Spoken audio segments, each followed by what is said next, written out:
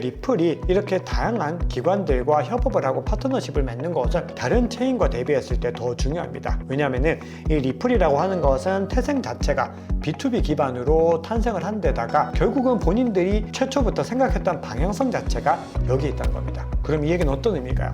본인들의 방향성 그대로 사업을 잘 진행해 나가고 있다는 의미로 해석을 하시는 것이 정확합니다.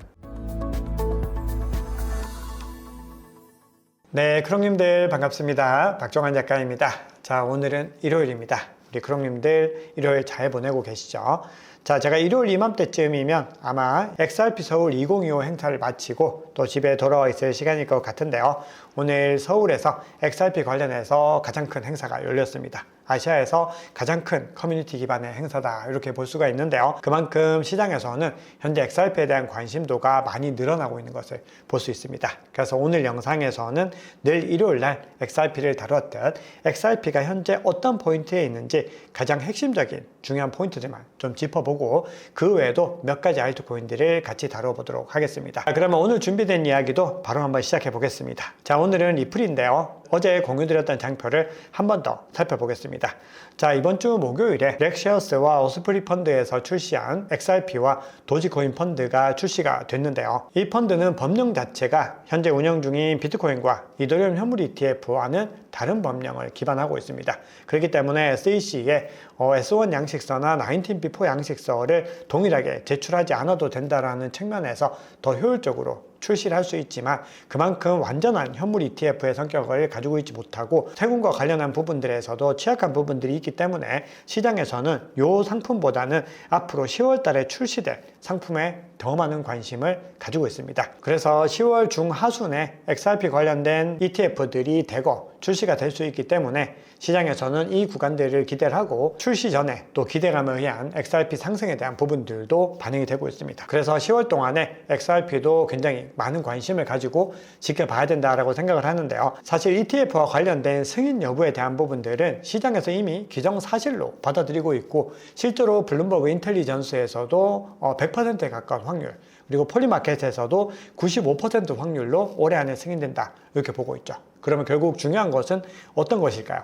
시장에서는 승인에 대한 부분들이 기정사실화되고 있기 때문에 승인된 이후에 어느 정도 흥행에 성공할 수 있을까? 그 부분들을 주목해서 보셔야 됩니다. 그래서 출시된 이후에 더 본격적인 흐름들을 봐야 되기 때문에 그 부분도 염두에 두시면서 흐름을 한번 짚어보겠습니다. 네, 현재 XRP와 관련해서는 몇 가지 호재들이 예정이 되어 있는데요. 앞서 말씀드렸던 것처럼 ETF 승인 기대감이 가장 주를 차지하고 있지만 결국 중요한 것은 얼마나 많은 기관들의 자금이 유입되고 대형 투자자 포지션이 더 누적이 돼서 더 많은 고래 투자자들, 더 많은 기관 투자자들이 XRP를 매집하는지 그런 부분들이 중요합니다. 그리고 XRP 관련해서 또 여러 가지 추가적인 상품에 대한 부분들도 있는데요. 사실 그보다도 더 근본적으로 바라보고 있는 것은 지금 현재 리플이 어떻게 사업을 추진하고 있고 이 사업의 성과들이 어떻게 나오고 있는지 그 부분들을 정말 중요하게 보셔야 됩니다. 자, 그래서 이 표를 한번 보시면요. 최근까지 해서 리플이 생태계를 확장하고 있는 국면들을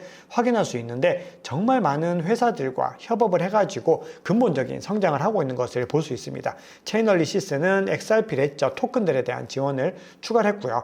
전통적으로 이 XRP에 대해서 가장 우호적인 우군이라고 볼 수 있습니다. 일본의 SBI 홀딩스 같은 경우는 RLUSD를 일본에 확대하는 작업을 열정적으로 추진을 하고 있습니다. 자, 거기다가 BBVA 은행은 리플 커스터디 관련해서 양해각서를 체결했고요. 치퍼캐시는 아프리카에서 RLUSD를 보급하기 위해서 거래소와 협업을 하고 있습니다. 거기다가 제미나이는 XRP 캐시백이 있는 보상카드를 출시하고 튠즈는 실시간 결제를 추가하려고 하고 있죠. 여러 가지 방향성이 RLUSD의 전 세계 사용성 확대와 채택 확대로 연결되는 것을 볼 수 있습니다. 결론적으로 리플의 사업은 진취적으로 확장이 되고 있다. 이 부분들을 확인할 수 있습니다. 그런데 리플이 이렇게 다양한 기관들과 협업을 하고 파트너십을 맺는 것은 다른 체인과 대비했을 때 더 중요합니다. 왜냐하면 이 리플이라고 하는 것은 태생 자체가 B2B 기반으로 탄생을 한 데다가 결국은 본인들이 최초부터 생각했던 방향성 자체가 여기 있다는 겁니다. 그럼 이 얘기는 어떤 의미일까요?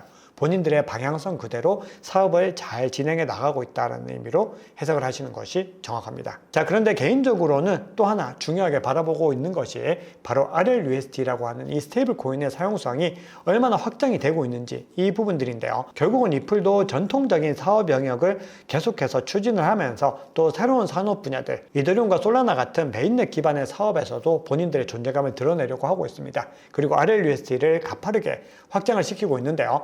현재 전체 스테이블 코인 순위로 봤을 때 이 RLUSD의 공급량은 전체 10위권 정도의 이름을 올리고 있고 USDT나 USDC 같은 스테이블 코인 대비로 더 가파르게 상승의 흐름을 이어가고 있습니다. 그래서 한번 보시면은 이더리움 기반에서 한번 공급량 보시면 가파르게 상승의 흐름을 이어가면서 연초 대비로는 10배 이상 상승하는 흐름을 보였습니다. 거기다가 탈중앙화 대출 프로토콜이죠. 에이브의 기업형 서비스 호라이즌 마켓에서도 RLUSD TVL이 1억 달러를 돌파하면서 계속해서 성장 국면을 이어가고 있습니다. 자, 이렇게 펀더멘털에 대한 부분들 점검해 봤습니다. 기본적으로 사업 방향성과 펀더멘털이 좋은 방향으로 가고 있는 것들을 확인했다면 이번에는 거래 지표와 관련된 펀더멘털을 한번 살펴볼 텐데요. 크립토컨트에서 제공하는 이 거래 지표, 현물 시장과 선물 시장 한번 나누어서 살펴봤더니 현재 시점에서 XRP는 여전히 CVD로는 현물과 선물이 모두 다 이 매도가 더 우위에 있는 것을 볼 수 있는데 다른 지표들이 차츰 바뀌어가는 국면들이 나오고 있는데요. 현물 시장이 전반적으로 중립 구간을 가져가고 있습니다. 즉 과열 구간이 아니라 중립 구간을 가져가고 있는 흐름들을 볼 수 있는데 현재 현물 시장보다 더 중요하게 작용하는 선물 시장 한번 살펴봤더니 선물 평균 주문 크기가 이제 고래 주문이 들어오기 시작했습니다. 고래들이 선물 시장에서 조금씩 들어오고 있고 거래량 버블을 봤더니 과열과 중립을 더 하회해서 이제는 냉각 구간까지 나타나고 있는 걸 볼 수 있습니다.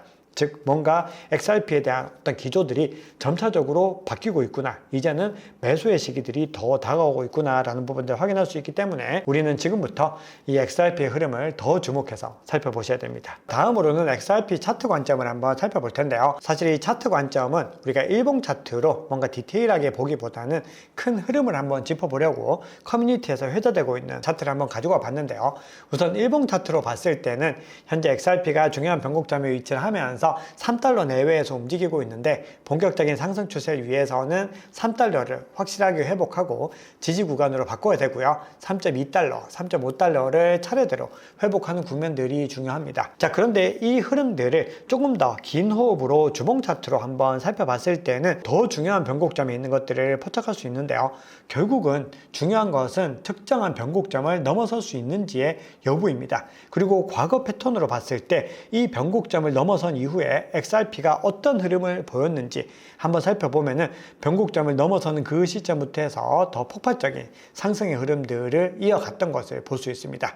그래서 시장에서는 이런 흐름들이 이번에도 나올 수 있지 않을까, 이런 기대감들이 나오고 있는데요. 그동안의 XRP의 상승주의가 다른 메이저 알트코인과 다르게 계단식보다는 계속해서 침체 국면을 가져가다가 단기간에 크게 급등하는 움직임들을 이어갔기 때문에 이번에도 그런 패턴들이 다가오고 있는 것이 아닌가, 이런 기대감들이 나오고 있는데요. 한번 함께 시장을 지켜보시면 좋을 것 같습니다. 결론적으로는 XRP가 중요한 변곡점에 와 있다. 이 구간들을 큰 거래량과 함께 상방 돌파하고 지지 구간으로 바꾸는 포인트들, 이 구간들을 중요하게 봐야 된다는 것을 강조드립니다. 자, 다음으로는 세 가지 정도의 알트코인만 추가적으로 살펴볼 텐데요. 첫 번째 코인은 수위입니다.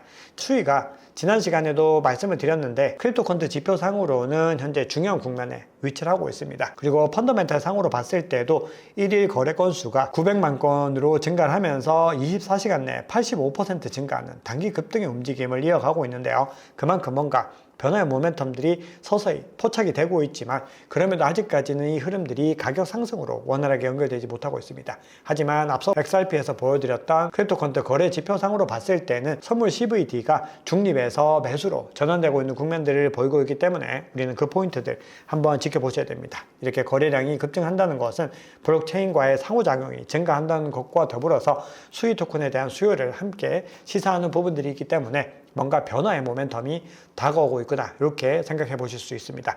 즉 단기적으로 더 조정받을 가능성은 얼마든지 열려 있지만 현재 그 구간에서 바닥을 다지고 나면은 이제는 반등 국면이 가까워지고 있구나, 이렇게 시장에서는 전체적으로 해석을 하고 있다는 거죠. 자, 다음으로는 BNB 체인 한번 살펴보겠습니다. 현재 바이낸스 스마트 체인에서 계속해서 펀더멘탈 상승 추이가 나타나고 있고 BNB가 연이어서 신고가를 경신하면서 메이저 알트코인 중에서도 가장 안정적인 행보를 이어가고 있는데요. 한번 보시면은 USDT와 그리고 USD1의 시가총액이 꾸준히 증가하고 전체적으로 스테이블코인의 시가총액이 증가하는 움직임을 보이고 있습니다. 그래서 현재 솔라나보다 조금 적은 119억 달러에 달하면서 꾸준히 상승 추세를 유지하고 있기 때문에 우리가 현재 시점에서 스테이블코인을 기반으로 해서 상승의 국면을 가져가는 코인들이 어떤 코인인지 또 선별해 볼 수 있습니다. 자, 바이낸스 코인 같은 경우는 상승 추이에서는 뭐 다른 솔라나나 수익 같은 코인보다 적을 수 있지만 또 안정성 측면에서 굉장히 중요한 코인이고 가격 방어력이 가장 좋은 알트코인 중 하나입니다. 거기다가 불장이 더 뜨거워질수록 거래소 코인이 화랑을 띠기 때문에 그런 측면에서 BNB 코인도 뭔가 안정적인 코인으로서 가져가기에는 용이하다 이렇게 볼 수가 있고요. 마지막으로 하이퍼리퀴드 한번 살펴보겠습니다. 현재 하이퍼리퀴드 같은 경우도 중요한 변화 모멘텀들이 계속해서 생겨나고 있습니다. 최근에 USDH라고 하는 스테이블 코인을 발행하기로 했고요. 이와 관련해서 네이티브 마켓이 발행권을 가져갔다는 소식이 전해졌는데요. 결국은 스테이블 코인을 기반으로 한 이 생태계 확장에서 하이퍼리퀴드도 좋은 점유율을 가져갈 수 있는 코인으로 볼 수 있는데요. 올해 들어서 USDC 공급량도 200% 증가해서 60억 달러에 달하고 있습니다. 현재 아주 급격한 증가 추세를 보이면서 펀더멘탈 코인으로서의 위용을 계속해서 과시하고 있고요. 그보다 더 중요한 부분들은 수수료 수익인데요. 하이퍼리퀴드가 전체 플랫폼 중에서 수수료 수익에서 네 번째로 높은 국면에 있습니다. 펌프닷컴 바로 다음으로 위치를 하고 있는데요. 하이퍼리퀴드는 이 수수료 수익의 95% 이상, 거의 98%를 하이퍼 토큰을 다시 매수하는 바이백으로 활용되고 있기 때문에 가격 상승 견인을 잘 해내고 있습니다. 거기다가 여러 가지 호재들과 더불어서 시장에서 펀더멘털이 가장 가파르게 성장하는 코인 중에 하나이기 때문에 현재 중요한 국면들을 꾸준히 확인해 보셔야 됩니다. 네, 오늘 준비한 얘기는 여기까지입니다. 우리 크롱님들 남은 주말 잘 보내시고요. 늘 크롱님들의 행복한 투자, 성공 투자를 응원합니다. 지금까지 박 작가였습니다. 감사합니다.